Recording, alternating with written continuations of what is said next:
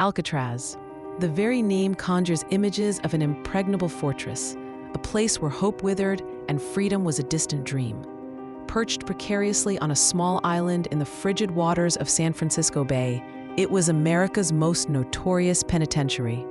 This was no ordinary prison. Alcatraz was designed to house the nation's most dangerous and incorrigible criminals, men deemed too great a risk for any other institution.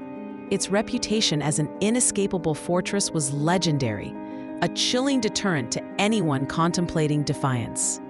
The island's isolation, coupled with the bay's treacherous currents and heavily guarded perimeter, made escape seem utterly impossible. Yet, in the summer of 1962, 3 men dared to challenge this formidable reality. Frank Morris, John Anglin, and Clarence Anglin vanished from their cells, leaving behind an enduring mystery that continues to captivate the public imagination.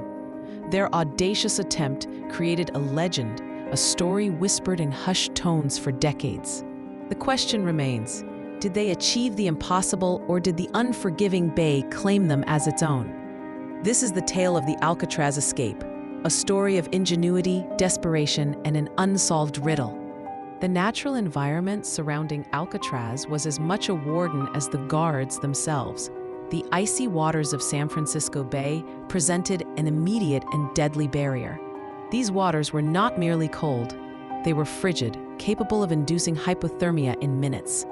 Strong, unpredictable currents swirled around the island, powerful enough to drag even the strongest swimmer out to sea. The sheer physical challenge of swimming over 1.5 miles in such conditions made any escape attempt seem suicidal. The frigid temperatures alone were a formidable deterrent, a silent promise of death. Beyond nature's defenses, the prison itself was a marvel of security. Alcatraz was a concrete and steel fortress, bristling with watchtowers and powerful spotlights that pierced the night. Its layout was meticulously designed to thwart any escape attempt, with every corridor, cell, and wall engineered for maximum containment. The prison was a labyrinth of steel, concrete, and constant surveillance. Inmates understood the monumental risks involved in even contemplating an escape. They knew that only the most meticulous planning and extraordinary cleverness could offer even a glimmer of hope against such overwhelming odds. At the heart of this audacious plot was Frank Morris, a man whose intelligence was as sharp as his criminal record was long. Morris was no stranger to prison breaks, having successfully escaped from other institutions in the past. He possessed a keen, analytical mind, a strategic thinker who could see beyond the obvious barriers. It was Morris who meticulously orchestrated every detail of the Alcatraz escape, the undisputed architect of the operation. To aid him in this monumental task, Morris recruited the Anglin brothers, John and Clarence. These two were skilled bank robbers, known for their resourcefulness and unwavering loyalty to each other. The Anglins were tough, determined, and ready to commit to Morris's daring vision. Together, this trio formed an unlikely but formidable team, united by a burning desire for freedom. Their preparation was nothing short of extraordinary, a testament to months of painstaking clandestine work. They began by chipping away at the deteriorating concrete around the air vents and utility pipes in their cells. Using crude tools fashioned from stolen spoons, nail clippers, and even a vacuum cleaner motor, they slowly widened the openings. The work was agonizingly slow, requiring immense patience and stealth.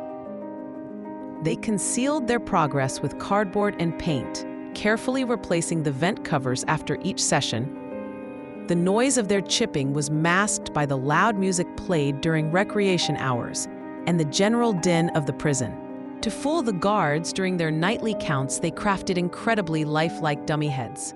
These were made from a mixture of soap, cement dust, paint, and real hair pilfered from the prison barbershop. These macabre creations were placed in their beds, allowing the men precious hours to work undetected. The dummies were so convincing that they fooled guards for an entire night after the escape. Their most crucial creation was a makeshift raft and several life vests. These vital pieces of equipment were ingeniously constructed from over 50 stolen raincoats, painstakingly glued together with rubber cement. The seams were sealed with heat from the prison's steam pipes, creating surprisingly durable flotation devices. They even fashioned a homemade bellows from a concertina to inflate their watercraft. Every item, every action was part of a grand, meticulously planned scheme. Their dedication to freedom fueled their incredible ingenuity, transforming everyday objects into tools of liberation. A night of June 11, 1962, brought with it a crucial element of luck: a thick, enveloping fog. This natural curtain provided the perfect cover, obscuring the island from the mainland and shrouding their movements in secrecy. Under the cloak of darkness and fog, the three men put their elaborate plan into action. They slipped through the widened vents in their cells, emerging into a narrow utility corridor behind their cell block. From there, they climbed a series of pipes to the prison roof, a perilous ascent in the dark. The wind howled around them, and the fog swirled, adding to the surreal atmosphere of their desperate gamble. Once on the roof, they navigated its treacherous expanse, avoiding searchlights and guard patrols. Their next challenge was to descend the sheer prison wall to the shoreline below. They used a network of pipes and a makeshift rope fashioned from electrical cords to make their way down. Each step was fraught with danger, a single misstep meaning certain capture or a fatal fall. Reaching the water's edge, they quickly inflated their raincoat raft using the homemade bellows. With their life vests secured, they pushed off into the dark, icy waters of San Francisco Bay. Their goal was clear, yet daunting: to reach the mainland, approximately 1.5 miles away. They paddled furiously, battling the powerful currents and the bone-chilling cold, their fate hanging in the balance.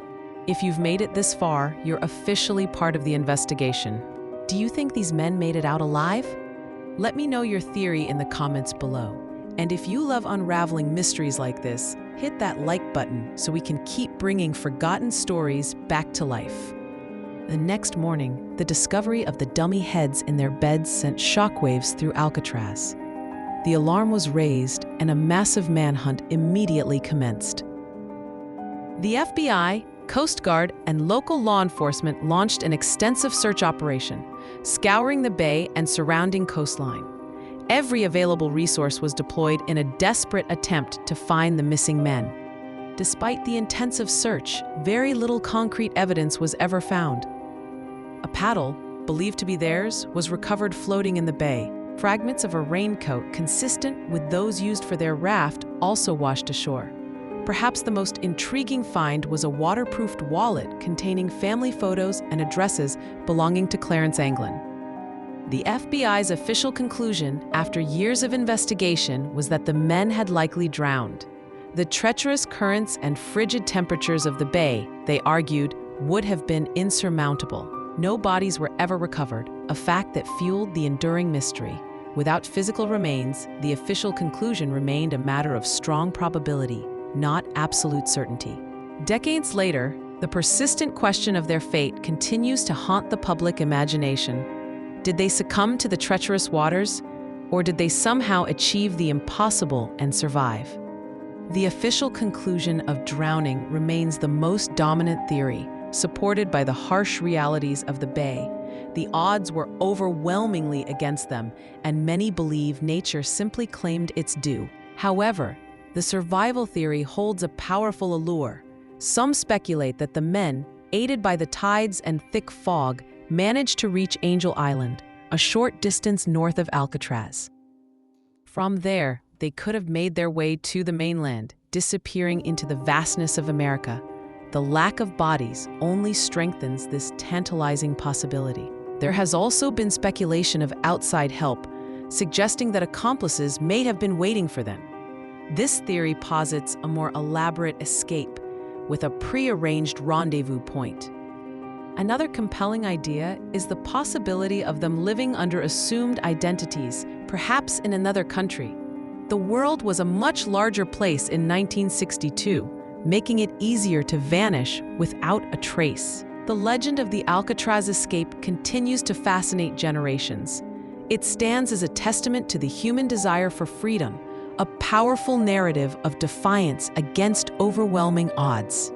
The allure of the unknown, the tantalizing possibility of success against all reason, ensures that the story of Frank Morris and the Anglin brothers will forever be etched in the annals of true crime and mystery. So, did they survive? Or did the Bay claim them forever? Maybe they vanished into the crowd, living quiet lives, watching as the world kept guessing. Whatever the truth, the legend of Alcatraz endures, because sometimes the greatest escapes aren't about getting out, but getting away. If you enjoyed this investigation, check out my deep dive into another impossible escape, Devil's Island, the prison no one was supposed to leave. And don't forget to subscribe, because on the Turkish Odyssey, every mystery is another adventure waiting to be uncovered. Thank you for watching. See you in the next adventure.